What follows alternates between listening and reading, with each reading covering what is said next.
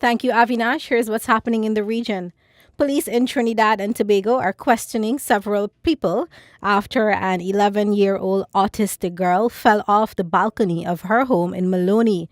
The Guardian reported that the incident took place after the girl was refused permission to go to a friend's house earlier in the day to play. The girl's father, who described his daughter as not entirely autistic but slow, claimed that his daughter is very hard to control because of her mental condition and would throw tantrums whenever she's scolded or doesn't get her way. The girl's father confirmed that she did not sustain life-threatening wounds nor broken bones. However, she is to undergo several CT scans, including head and abdomen. Jamaica came under no undue pressure from the United States or any other member state of the Organization of American States, OAS, to vote in favor of a resolution not to recognize the legitimacy of Nicolas Maduro's new term as Venezuela's president. This is according to Jamaica's Minister of Foreign Affairs, Senator Kamina Johnson-Smith. The Gleaner reported that Jamaica has come in for strong criticism over its decision to side with 18 other members of the OAS in supporting the resolution, which was passed in Washington last Thursday, minutes after Maduro was sworn in for a second term in Caracas, Venezuela. The parliamentary opposition in Jamaica has termed the vote as a betrayal of a long-standing friend in Venezuela, while many commentators hinted that Jamaica, like other countries, may have acted at the order of the U.S., who have outright condemned Maduro's presidency as dictatorship. Internationally, suspected militants have attacked a luxury hotel complex in Nairobi.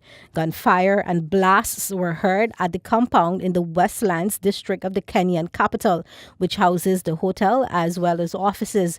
The BBC reported that the Somalia-based militant group Al-Shabaab said it was behind the attack, but gave no details. 4 armed men entered the complex, the BBC was told.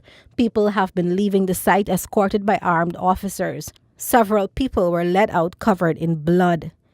One of the 2 Indian women who defied a historic ban to enter a Hindu temple is recovering in hospital after her mother-in-law allegedly attacked her.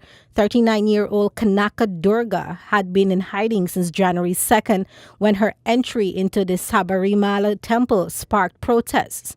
According to the BBC, she told police her mother-in-law beat her when she returned home on Tuesday. The shrine was closed to women of menstruating age, defined as between 10 and 50, until India's top court overturned the ban in September. But despite the ruling, protesters blocked any women who tried to enter. Durga and Bindu Amini made history after they entered Sabarimala in the middle of the night, escorted by policemen. But as news of their entry spread, violent protests broke out across the southern state of Kerala, where the temple is located. The 2 women were forced into hiding and kept moving locations under police protection. A Saudi teenager given asylum in Canada after fleeing her family has said the journey was worth the risk so she could live a more independent life.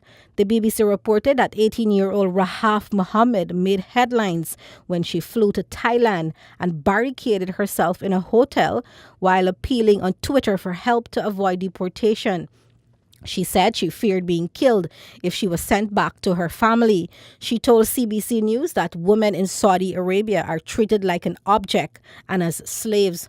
Under Saudi Arabia's guardianship system, women must obtain permission from a male relative to travel outside the country, study abroad on a government scholarship, get married, or even leave prison.